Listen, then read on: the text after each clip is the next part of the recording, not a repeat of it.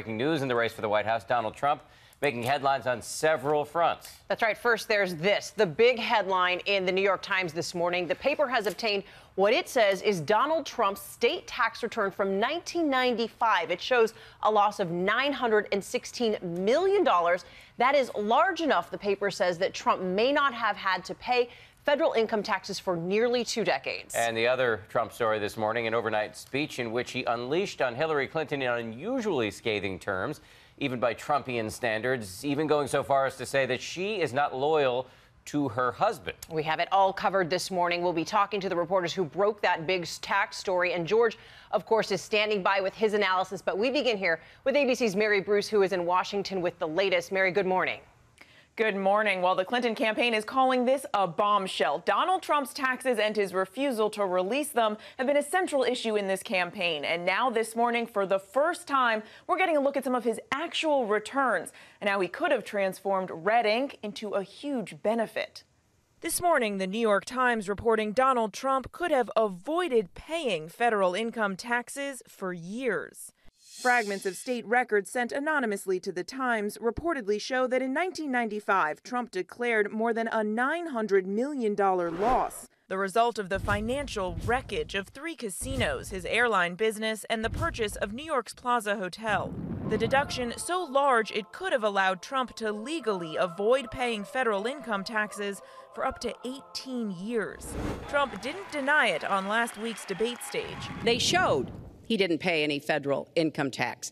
So that makes me smart. And he isn't denying it now. His campaign saying in a statement that Mr. Trump is a highly skilled businessman who has a fiduciary responsibility to his business, his family, and his employees to pay no more tax than legally required. Well, I'll tell you what, if not paying taxes makes him smart, what does that make the rest of us? Breaking with precedent, Trump has repeatedly refused to release his tax returns until a routine audit is complete. At some point, we'll release. There's no rush. Why is there such a rush? I'm supposed to rush like crazy? Until he does, Clinton is hammering the billionaire businessman for hiding his financial dealings. It's probably true he hasn't paid a penny in federal taxes to actually support our military or our vets or our schools. Now, this morning, the Clinton campaign is blasting Trump, saying the Times report shows he avoided paying taxes while working Americans paid theirs. They say it's all the more reason why he should go ahead and release his full returns. Dan? Mary, thank you. Joining us now are 2 of the New York Times reporters who broke this story, Russ Buettner and Megan Toohey. Welcome to you both. Thank you for coming in. Megan, let me start with you. Who sent these documents? Do you have any idea?